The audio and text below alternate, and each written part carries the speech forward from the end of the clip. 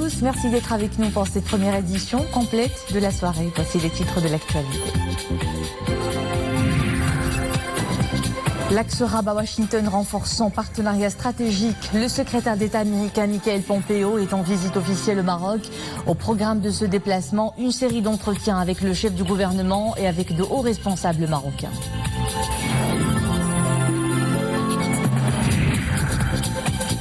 « 5 décembre, journée nationale du don de sang. La mobilisation est générale. Nous le verrons à l'unité préfectorale de la protection civile de Rabat, où les agents de la protection civile n'ont pas manqué à l'appel.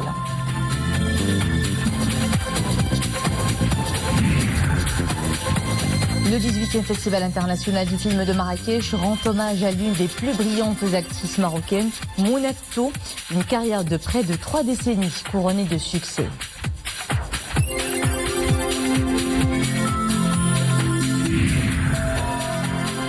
On écoutera de la musique classique avec de jeunes virtuoses du piano. Des finalistes du 13e concours international de piano sur l'Altesse royale la princesse El Emriem. 3 pianistes de talent d'Italie, du Chili et de Roumanie.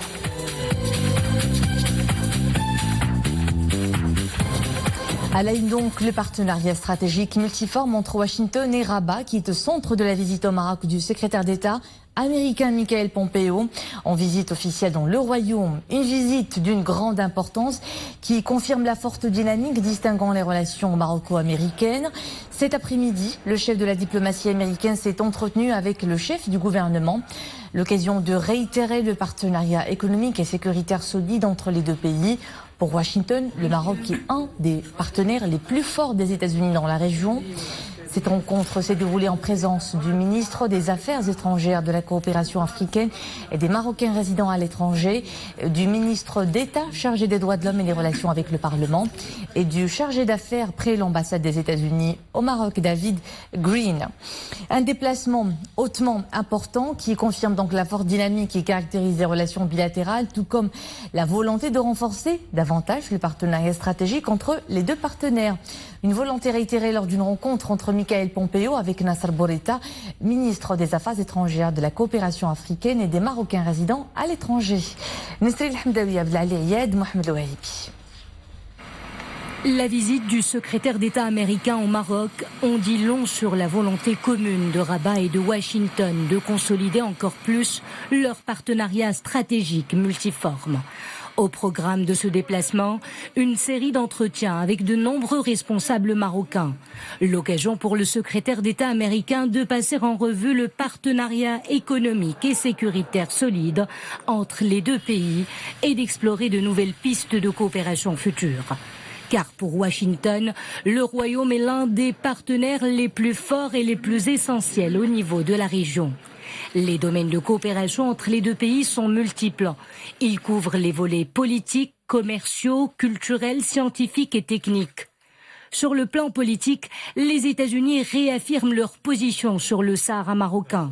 Ils soutiennent le plan marocain d'autonomie, un plan que Washington qualifie de sérieux, crédible et réaliste. Ces relations frappées du sceau de la confiance et du respect s'inscrivent dans la continuité des relations de la jeune nation américaine avec le Royaume. Le Maroc fut le premier pays à reconnaître l'indépendance des États-Unis d'Amérique. Ce rapprochement se poursuivra au fil du temps. L'année 2006 marquera la conclusion d'un accord d'envergure, celui du libre-échange. S'en suivra en 2012 le lancement d'un dialogue stratégique entre les deux pays. Et aujourd'hui encore, les échanges sont divers. Les deux pays cherchent à étendre leurs liens de coopération pour inclure les questions de paix et de développement dans le monde arabe et en Afrique. Le Maroc étant hautement apprécié pour son leadership au niveau régional et continental. Et puis sachez que le directeur général de la Direction générale de la Sûreté nationale et de la Direction de la surveillance du territoire national, Abdeltif Hamouchi, a eu au siège de la DGST à Témara des entretiens avec le secrétaire d'État américain Michael Pompeo en visite officielle au Maroc.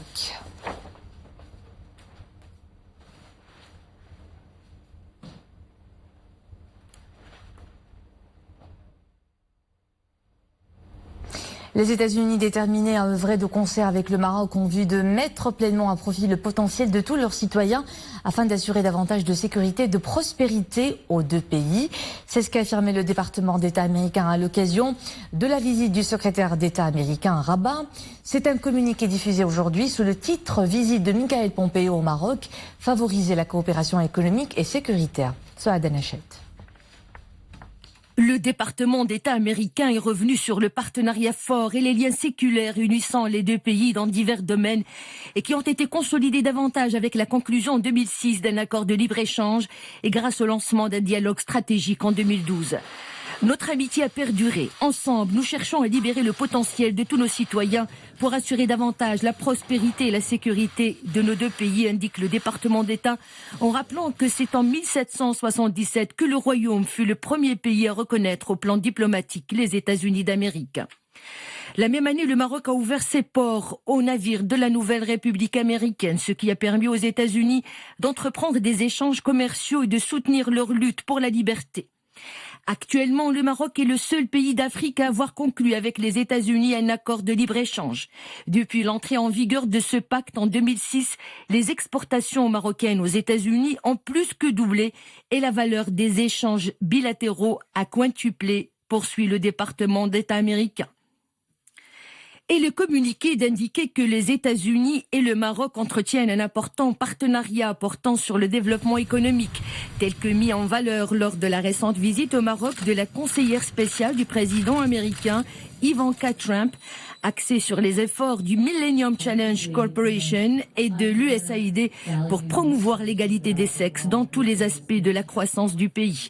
Le Maroc reste un partenaire sur de nombreuses questions de sécurité, souligne le département d'État américain, qui met en avant la coopération militaire étroite entre les deux pays à travers des exercices conjoints et des programmes de formation. Sur le plan sécuritaire, au niveau régional et international, Washington met ainsi en exergue l'apport clé du Maroc, qui joue un rôle de premier plan dans la sécurité en Afrique. Fin de citation. Le département d'État rappelle que le Royaume fournit plus de 2000 soldats aux opérations de maintien de la paix des Nations Unies en République démocratique du Congo et en République centrafricaine et joue un rôle clé dans le renforcement des capacités de sécurité régionale. Sous le leadership de Sa Majesté le roi Mohammed VI, le Maroc est un acteur essentiel de la lutte mondiale contre le terrorisme, relève le département d'État américain, rappelant que le Maroc est coprésident du Forum mondial de la lutte contre le terrorisme et préside le groupe de travail du Forum sur les combattants terroristes étrangers. Les États-Unis ont par ailleurs salué le Maroc en tant que leader régional reconnu dans la promotion de la coexistence religieuse et du dialogue interreligieux. Les 3 et 4 octobre, en partenariat avec les États-Unis, le Maroc a accueilli la première conférence régionale sur la protection du patrimoine culturel des communautés religieuses à l'appui de la déclaration de Potomac et de la liberté de religion. Le communiqué du département d'État a tenu à rappeler que le Maroc abrite le programme de corps de la paix américain le plus ancien et le plus vaste de la région, avec plus de 5000 volontaires au cours des 55 dernières années. Aujourd'hui, près de 200 volontaires du corps de la paix s'emploient à renforcer les liens entre les deux pays et favoriser avec les jeunes Marocains des programmes de formation et de promotion du volontariat.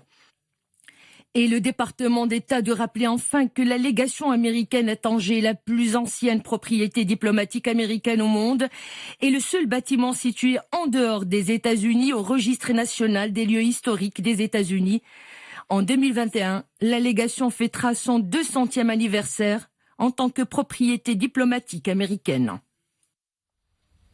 Le Conseil du gouvernement a tenu sa réunion hebdomadaire. Au programme, la présentation des résultats de l'étude relative au soutien social aux personnes en situation de handicap. Le Conseil a également adopté 4 projets de décret relatifs aux instances consultatives tripartites. Il s'agit du projet de décret fixant le nombre des membres du Conseil supérieur de la promotion de l'emploi et les modalités de leur nomination, ainsi que les modalités de fonctionnement du Conseil, et du projet de décret déterminant le nombre des membres du Conseil de la négociation collective, les modalités de leur nomination et celle du fonctionnement du Conseil. Il s'agit également du projet de décret fixant la composition et les modalités de fonctionnement de la commission spécialisée relative aux entreprises d'emploi temporaire et du projet de décret définissant les membres du Conseil de la médecine du travail et de la prévention des risques professionnels. Le temps s'éclaircit dans certaines régions du pays au moment où les pluies sont toujours au programme dans plusieurs autres provinces.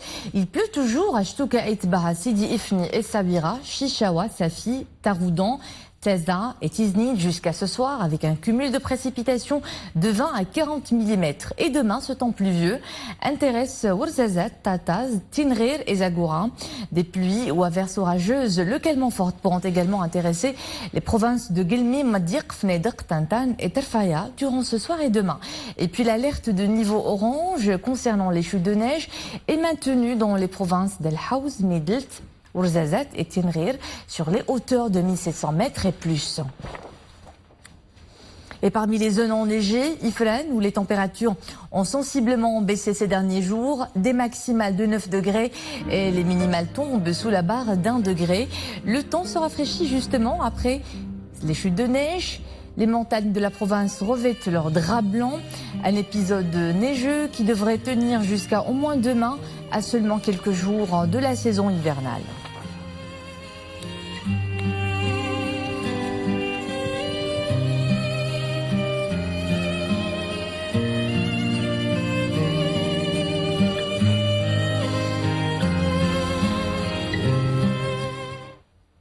Comme chaque année, le 5 décembre est la journée nationale du don de sang pour sensibiliser à l'importance de la culture de don de sang qui sauve des vies.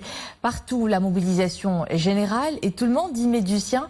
Nous le verrons à l'unité préfectorale de la protection civile de Rabat-Agdal où les agents de la protection civile n'ont pas manqué à l'appel. Madame Elmissi. Prêts à intervenir sur tous les fronts dès que le devoir les appelle, c'est pour une toute autre urgence qu'ils tendent aujourd'hui le bras.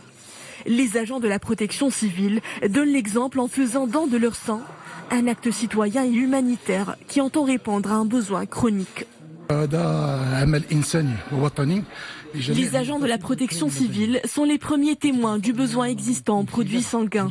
De par leur expérience quotidienne sur le terrain et les secours qu'ils apportent aux victimes des accidents de la route, ils sont les mieux placés pour mesurer l'importance de ces denrées vitales. Une goutte de sang pour sauver une vie, emblème plein de sens que portent à cœur ces anges gardiens. Ils étaient nombreux à offrir gracieusement ce cadeau précieux et périssable, une mobilisation massive et volontaire qui pointe l'urgence de ne plus attendre qu'une catastrophe survienne pour agir.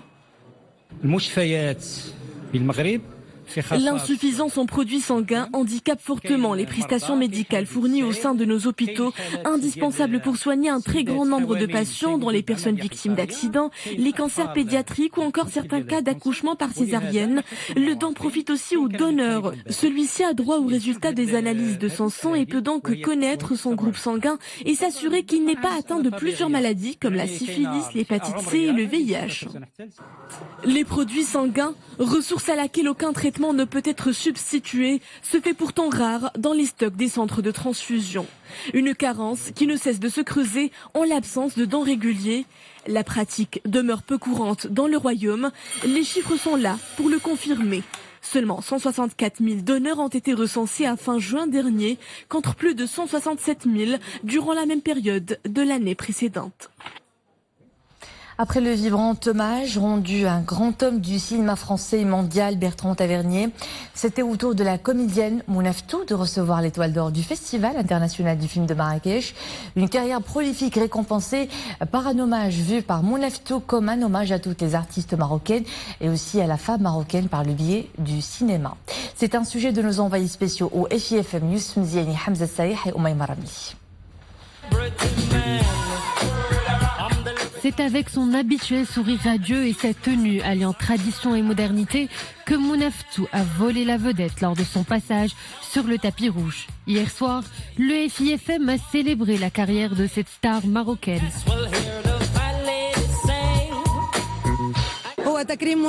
Cet hommage est une reconnaissance non seulement pour Mounaftou mais aussi pour toutes les femmes artistes des pays arabes et je suis très heureuse d'assister à cette cérémonie.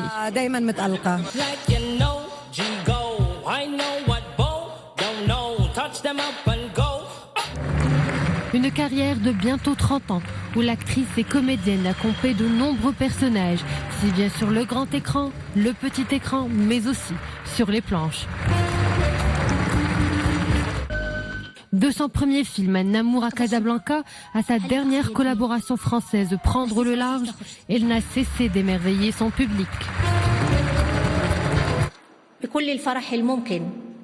Je suis très fière et très honorée de cet hommage et de ce festival magnifique qui a aujourd'hui une renommée mondiale. Non seulement le FIFM est ouvert sur le monde, mais il montre aussi que le Maroc est un pays ouvert sur les cultures du monde.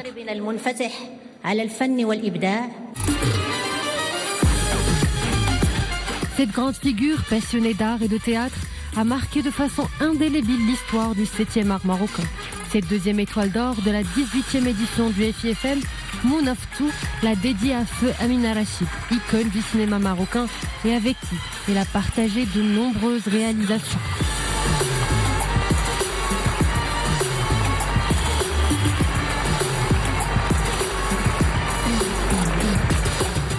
Le Festival international du film de Marrakech, c'est des temps forts donc, des rencontres intenses en émotion et des hommages à celles de ceux qui font la gloire du grand écran. Parmi ces icônes, le cinéaste et réalisateur français Bertrand Tavernier, à qui le festival a rendu hommage. Notre équipe l'a rencontré. Regardez cet entretien réalisé par Oumaima Ramli, dans lequel il s'exprime notamment sur sa grande passion pour le cinéma d'auteur.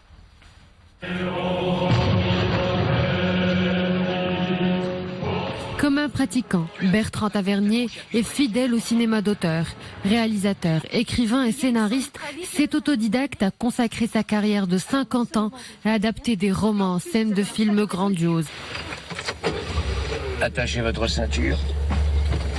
Quoi ? Alors n'attachez pas votre ceinture. L'horloger de Saint-Paul, L'Appât ou encore Capitaine Conan. Dans ses productions, il allie le cinéma d'auteur au 7e art spectaculaire.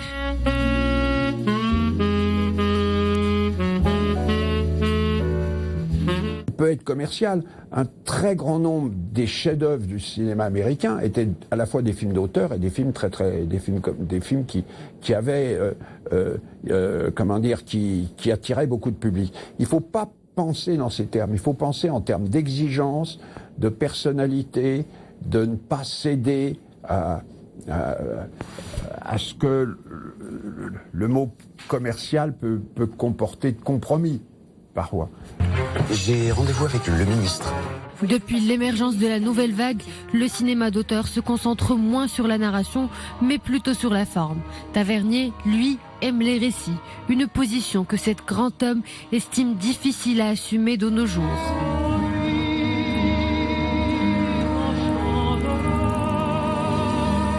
J'ai vu beaucoup de films de carrière qui étaient prometteuses au début, puis de gens qui ensuite cédaient aux sirènes du commerce. Mais quand même, moi j'appelle de mes voeux qu'il y ait des nouvelles vagues, en disant aux gens, attention, ce qu'il y a de plus difficile, c'est de durer. Bertrand Tavernier, ou Tatave, comme il l'aime qu'on l'appelle, cinéphile érudit et passionné infatigable, avec 30 chefs-d'œuvre et 2 documentaires à son compteur, sans oublier une liste infinie de récompenses. Une pointure cinématographique qui pèse lourd. C'est ce qui lui a valu le premier hommage de cette 18e édition du Festival international du film de Marrakech. Et cette grande fête du cinéma, c'est aussi des valeurs d'ouverture et de solidarité. Parmi les traditions ancrées chaque année par l'événement, la programmation de projection pour les festivaliers non ou malvoyants grâce à la technique de l'audio-description. On retrouve notre équipe sur place. L'eau s'écoule comme du vif argent entre les bosses des rochers. Un univers de possibilités s'offre à ces jeunes. Eux aussi profitent des séances offertes par le FIFM. Dans cette salle, un système de voix off décrit les éléments visuels du chef-d'œuvre de Robert Redford et au milieu coule une rivière, permettant à ces jeunes d'illustrer les personnages. Norman s'assoit dans la voiture côté passager.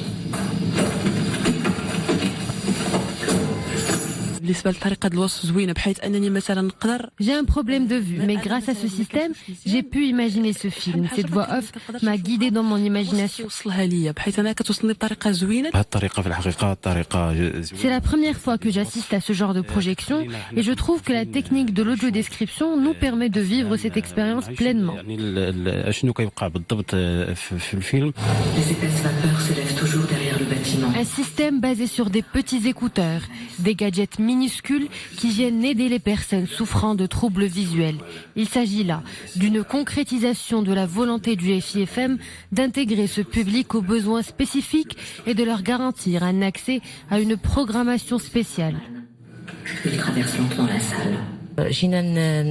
En parallèle à cette séance, le FIFM propose de nombreuses autres activités qui permettent à ces jeunes de s'ouvrir à de nombreuses opportunités. Les projections en audio-description, ce rendez-vous cinématographique majeur, en fait une tradition. D'ailleurs, un large panel de films est proposé et il sera diffusé tout au long de la période du festival. On enchaîne avec de la musique. Le concert des virtuoses finalistes du 13e concours international de piano sur l'Altesse royale la princesse El Meriem a eu lieu hier au Théâtre national Mohamed V de Rabat. Au programme, 3 pianistes d'Italie, du Chili, de Roumanie qui ont interprété des œuvres de la musique classique. Amina Amouri et Zakaria Mouqenbila ont été à ce concert.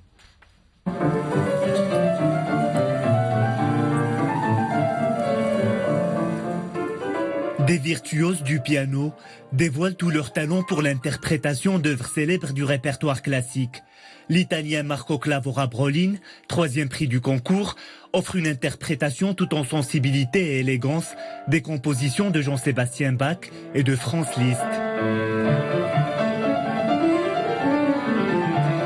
Nous avons eu la particularité à cette édition de recevoir et d'accueillir plusieurs candidats qui venaient d'Amérique latine, d'Afrique. Et nous avions également une particularité, c'est d'avoir proposé des œuvres de compositeurs d'origine arabe, ce qui a connu un franc succès. Le 2e prix vient du Chili. Marco Antonio Cuevas est déjà un artiste professionnel. Lauréat de plusieurs concours, il a gratifié le public d'un jeu nuancé de la sonate de Beethoven et des compositions de Liszt.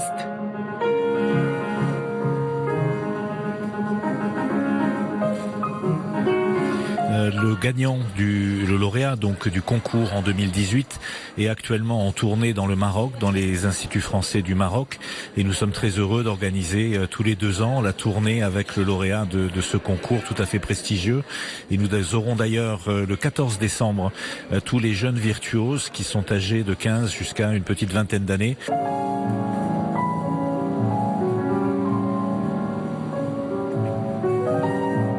Le point d'orgue du spectacle a été la prestation du pianiste Jeffrey Maxim de Roumanie, grand prix du concours.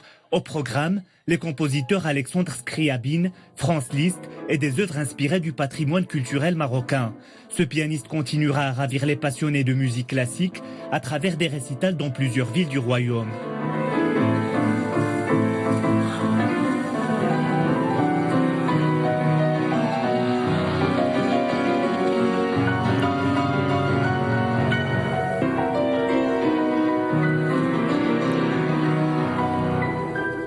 Et c'était la note de fin de cette édition. Merci à vous de nous suivre. D'autres titres de l'actualité à 21h. Passez une agréable soirée.